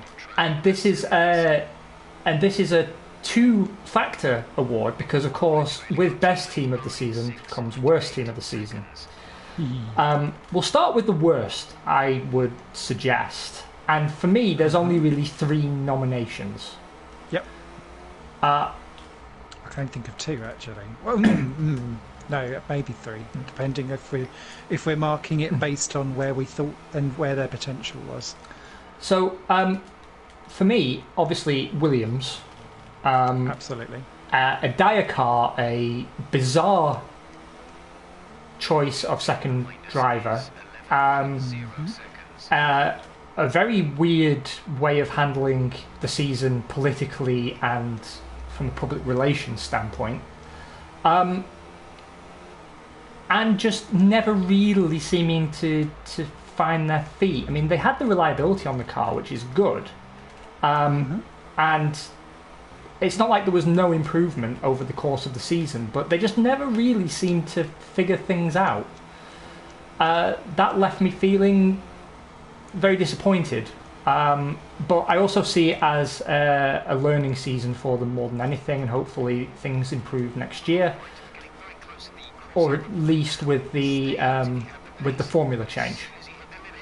Yeah. It's telling me to stop for the Inters soon. Yeah, I just had the same message. I might. I actually might, because this is not feeling very good. I think we're right on the cusp, yeah. Now, also, the other nominee, of course, would be Haas for not building their own car, not knowing how to build someone else's car, and for finding out over the course of a season that they're... I'm annoyed about this. Theirs is offline. And for taking a whole season to learn that actually their best car was the one they had in Melbourne. Yes. Like, you know that meme where, I don't know, it's like a baby animal or something, and they go, oh, and they go, oh no, it's a retard. It kind of feels like that. Yeah, completely agree. Completely agree with Haas. I missed the pit lane. You've gone round again? Yeah, I missed the pit lane. Oh, shit. Haas just totally dropped the ball. And then I'd like to, and I hate myself for putting this, because they're my favourite team, but Alfa Romeo. Sauber. the reason I'm nominating them is because they started so well. It's not like Haas, where the car was just shit. Yeah. They started really well and balked it. No development, was there? Yeah, and some people, when I was discussing this at work, some people were saying that Racing Point belong in this category too, but I don't blame them because it's obvious that they were going to suffer from all the uncertainty around the team last year. So that kind of earns them a pass. And although they had a very poor 3/4 of the season, I think they ended it quite strongly considering everything. Yeah, that 4-5, I think, saved their bacon somewhat at Brazil. Exactly. So, yeah, it's really hard to say because they're all crap in their own way, but it's hard to distinguish which one is the most inexcusably crap. And for me, that's what saves Williams from getting my vote. Because Williams just got it wrong. Simple as that. They got it wrong, and they just had to live with the consequences. So that, for me, leaves it between Haas and Sauber. And I can't really distinguish between them because Haas they went full Mr. Magoo, just stumbling around in the dark, going, "Oh, how do I build a car?" But there's something almost worse about Alfa Romeo having, a solid lead driver, a solid car, and then just fucking it up. I'm curious what your take is. Mano in the chat agrees with your assessment, essentially, of McLaren best, and then it was Williams or Alpha. I didn't mean to do that. Oh, you've taken my wing off, you swine. Oh, I'm really sorry. You blackguard. You blackguard. I wasn't actually meaning to overtake. I'm really sorry. And now I can't stop. And now Norris is beating me. You devil. You gadabout. I'm sorry. How very Ferrari of us. I don't know now if I want to come in and change my wing or not. Because I'm going to lose my points. I think I'm going to stay out and risk it for the proverbial biscuit. Yeah, so it's kind of your vote here, Si, that's going to swing it. I want to go for Haas as the worst team. And it's because of... so there's something... And I said this last year, is that Williams have stayed humble in their shitness. And McLaren getting better gives me mild hope for Williams. I think the issue that I've got with Williams is I don't understand how horrific mistakes were made in 2018 which basically writ off their 2019.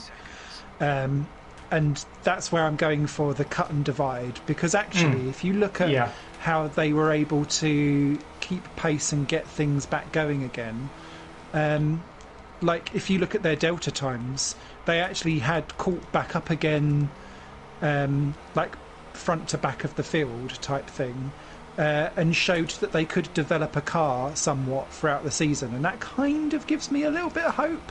Admittedly, that is like silver lining on a shit sandwich.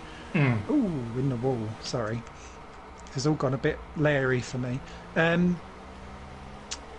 The thing that is utterly inexcusable about Haas is that they just did not get anywhere, and I still feel like they've got nowhere. And I don't know how they can maybe I can't see how 2020 can be any better for them, because fundamentally I still don't think they have a clue what the change and the problems were. So why would you expect them to be any better? And all of that resource, all of that pool of knowledge behind them, the only person that was saying something that actually rung true is the one person they don't trust, because he can't drive himself out of a paper bag. K-Mag has a death wish. As much as I really like him as a person and as a driver, I find him very entertaining to watch. That's not what they need to consolidate and get points in. It's just horrible. Oh, there's yellow flags again. Vettel is out of the session. That's good. He's the leader. That gives me another... You're on the podium already, aren't you? You've disappeared off into the sunset. I'm battling with Hamilton now for the win again.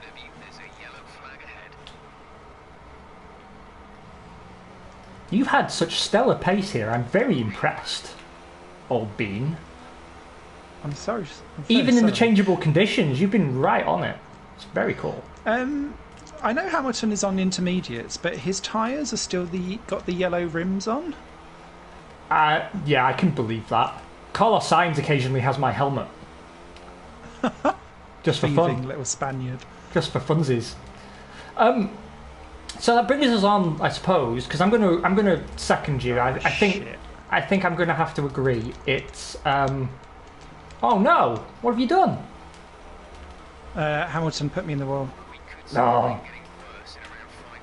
I'd gone deep and then I tried to sweep back round and he just gently nudged me off into the spin and then it wasn't fine in reverse. With his stupid dreadlocks. Did you see him dressed like a Thunderbird the other day? Oh, for the awards, yes. He really did look like a Thunderbird. Why can't that man wear anything normal? I genuinely don't know. But I'm going to have to agree with you. I think we have to put it down to Haas. Just because it was a comprehensive level of incompetency. Mm-hmm. Which brings us on for the last two laps. Okay. Or last lap. For driver of the season. And there's a lot of nominees here. So the podcast is probably going to run a little long. So obviously, I think you can't really build this list without putting the champion on, because I think Lewis Hamilton has been in the form of his life over the last few years. Of course, he went very much off the boil once the championship was won, and that's always how he is. But although it's the first, is it the first year that he's won after the championship, or did he do that last year? Because I got it in my head. Well, he doesn't normally win after. He doesn't normally win after he's been declared champion. So, who even knows? Oh, I was too late on the brakes. God damn it. Max Verstappen for single-handedly being Mr. Red Bull. Oh, gone far too deep. You're going to get me. You're going to get me. I had to go very tight. Yeah, you've got me. You've just had the legs on me all the way through this this Grand Prix. Well done, sir. Thank you. Yeah, I mean, Verstappen's he's also been in the form of his life. And why did I get a time penalty for that? I didn't even cross the white line. You would have beaten me anyway, because I had a time penalty. I've got a 3-second one as well. I've got 6, that's nothing. Obviously Charles Leclerc as well, phenomenal first season at Ferrari, wins, multiple wins, multiple pole positions, win at Monza, which is a big deal for any Ferrari driver. His Bahrain drive was insane. What is going on that podium? I don't know, I'm loving it though. Then, of course, we have to, I think, consider Alex Albon in that mix as well, just for how his season has just been on a crazy upward trajectory. Yep. Carlos Sainz for being just insanely good in that McLaren and constantly bringing it home. P4, P5, P5, P5, P5. Podium. Yes. Just phenomenal season for him. A career-defining season so far. Other than that, I'm finding it hard to really pick anyone out because that little cohort of drivers has been so far and above the others, and I actually find it hard to pick a winner. But it's not Lewis Hamilton because he has stupid dreadlocks and I hate him. No, genuinely, it's not Lewis Hamilton, just because I think a lot of it is kind of to be expected from him and that package, and he's so well integrated into that team that it doesn't diminish his achievements over his career. He may very well go down as the greatest of all time, and deservedly so, but I think it's just another year of business as usual, and that makes it hard to award him Driver of the Year. Yeah. And for me, I think distinguishing between Verstappen, Sainz and Leclerc is incredibly difficult for different reasons, because Verstappen's kind of had a Sainz season, in a sense, that he's always outdriven the car and been there consistently. Yep. Time after time after time after time. And then, if you consider Carlos Sainz, it's very much the same story, and it's hard to distinguish which one's more impressive, right? Because for McLaren, it was a totally unexpected turnaround. With Red Bull, it's with an engine that everyone thought would need years of development to get to where it is. Mm-hmm. And then with Charles Leclerc, it was just unexpected that it would be such a complete performance, a very well-rounded performance with so many wins to his name, that I find it very, very difficult. And I want to hear from chat on both channels here about who they would think is their driver of the season, because that's the one I want to decide for sure. So Manners had put in the chat, Leclerc, Verstappen, Hamilton, Sainz, one of those four, but don't know how to separate them because it's all for different reasons. So that's very the problem. similar to yourself. From myself, just whilst if anyone else wants to type in the chat what they think, I kind of agree that those are the four standouts. I agree completely with what you're saying about how it's business as usual for Hamilton. I think it's very difficult to understand how good Hamilton is until he's gone. Because of that. It reminds me of when Schumacher used to get all of those championships back to back, and we were starting to have it with Vettel as well, is that each time you continue to win consecutively, we know it takes more. We know it takes more to keep that hunger going and keep everything aligned, because I always remember, and on Mika Hakkonen's Beyond the Grid episode, he basically said that after winning twice in a row, he was mentally checked out and done and knackered and knew he couldn't sustain it for a third year in a row. So he said to Coulthard, he was like, your turn now, mate, I'm knackered. And then in 2 years he was gone because he'd had enough and the hunger wasn't there. So there's something to be said for that for Hamilton. For me, I'm going to go with Max Verstappen as my driver of the year, and it's because of the sheer gap that he had over first Gasly, but then I still think actually Albon. He did, yeah.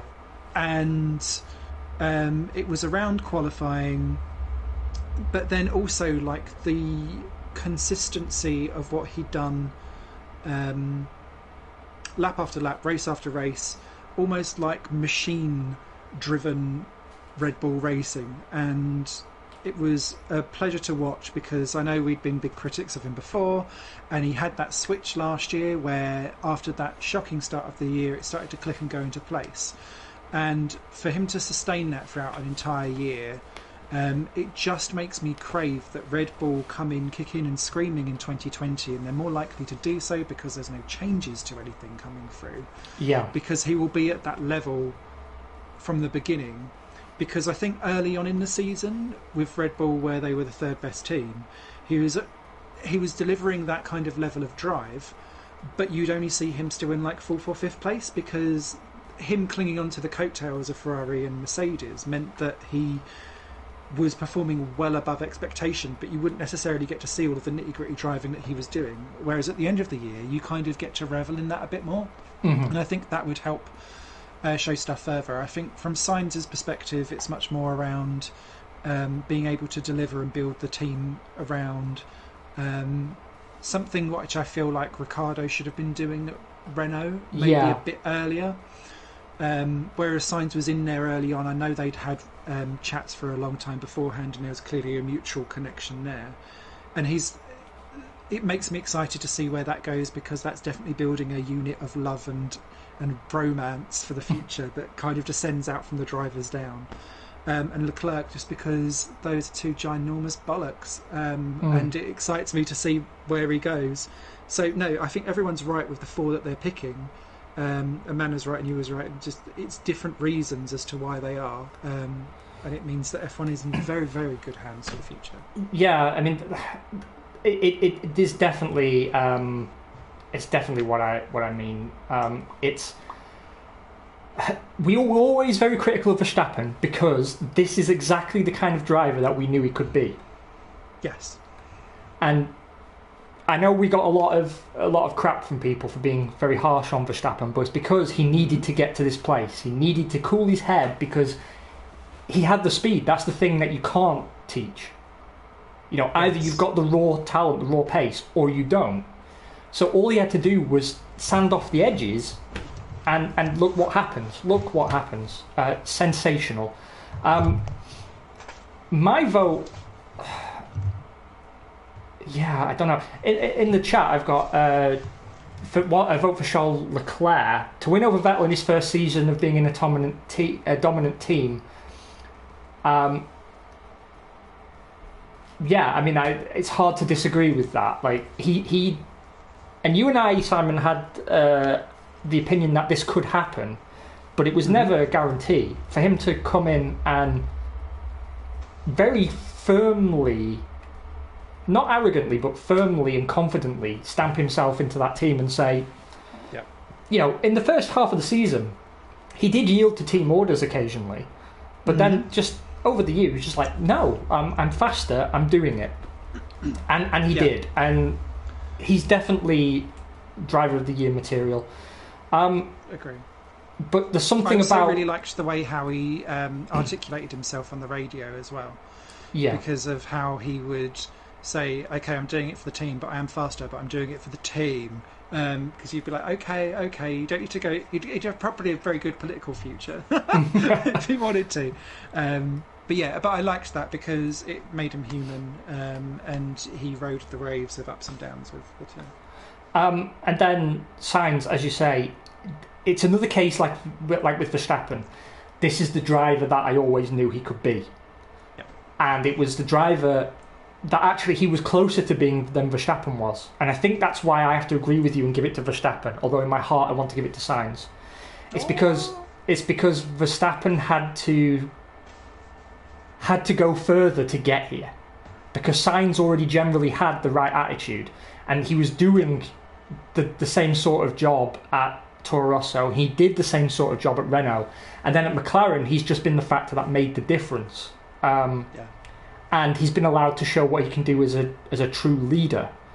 So he's definitely deserving, but on balance I have to go with you on it being Verstappen this year. Let's see what Failington...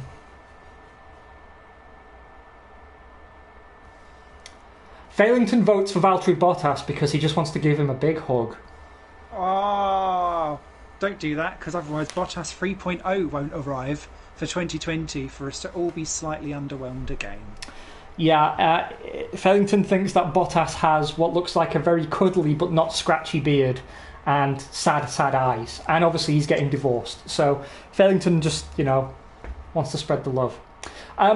Last comment before we wrap out, though. I do want to, conversely to driver of the season, I do want to talk very quickly about Daniel Ricciardo, because I'm worried about Danny Rick. Because just as Carlos Sainz has stepped in at McLaren and shown that he can make the difference and he can be the leader and he can be the driver that everyone rallies round, I kind of expected Ricciardo to do the same at Renault, and he just sort of hasn't. He's kind of been in his own world a little bit, hasn't he? Just making jokes and, whatever. Just chilling. His Beyond the Grid episode is actually very interesting to talk about, because and he specifically mentions a race this year where he was running around in like 14th or 15th place, and he was thinking, why the fuck am I here? And he said, but actually what it done was it made him kind of reaffirm about how desperate and keen and motivated he is to try and build everything around to get himself back up to the podiums and that kind of stuff for where he is. And it kind of has given him a new lease of aggression and vigour, I guess, to pull himself back up again. But I think the problem with Renault is that there's so many different things in play that I think are bigger than Ricciardo, that need addressing before that team can move forward. And it will be interesting to see how Ocon and him gel next year, because that'll be fiery and interesting. Because something tells me that they would dearly love the Frenchman to be on top if possible. Yeah. And I think Ricciardo could quite easily talk himself out of that drive should a Mercedes or Ferrari drive become available if someone's not about for 2021. And then suddenly that project will be done and dusted. It's interesting though, because Ricciardo has to tread carefully though, in my opinion. Agree, because he needs to keep doing in the performances that show that he is world class, but he also needs to not burn bridges wherever possible. And you were saying that you're still friends with everyone at Red Bull and so on and so forth. I don't ever see him going back, but he needs to make sure that he doesn't get marked as a person that just kind of like drops and runs from project to project, because otherwise you have a Nando on your hands. Indeed. So that was our season in review, and we actually reviewed it properly. I felt we did quite good. I know. We've done quite well. Competent at last. So your 2019 winners, your driver of the season, Max Verstappen. Donkey of the year, Sebastian Vettel. Yeah. Race of the season, Germany. And team of the year, I believe we gave to McLaren, did we not? Yes. So there you go. Thank you everyone for joining and for your comments. It's very cool to bounce ideas between ourselves and you guys. I hope you enjoyed our race, where we got our first double points for quite a while. Yes. We also picked up some penalties, but we did finish in the points. Of course. That's key. Simon, hell of a race from you. Such great pace all the way through. Should have been a win. I only had pace in Q1 and then it disappeared, and I'm still struggling in changeable conditions, but I did better here than I have at any other point in the season. I'm hoping this is where my season turns around though, because I'm like 60 points behind you at the moment, and that is unacceptable. We will see you all in maybe a little over 2 weeks, because it's Christmas New Year time, but hope you all have a wonderful Christmas and a very happy New Year. Best wishes from both of us, and we will be back maybe 3 weeks, and then it's not actually far from the cars being unveiled for next season, because lest we forget, the season kicks off in March. Indeed. One of the latest finishes of the year means that we are much closer to a season opener. So yeah, thank you very much everyone. Thank you very much, Mana, for wishing us a great Christmas. Same to you, same to Rhino, same to everyone else that joins. We know our regulars, we're not always about on a Saturday. Really appreciate it. Happy Crimbo. I'll be streaming in between the meantime as well. I'm no doubt Mr. Zero will be doing some bits and bobs on his Twitch channel too. I'll be trying to. Catch you later. Bye. Bye.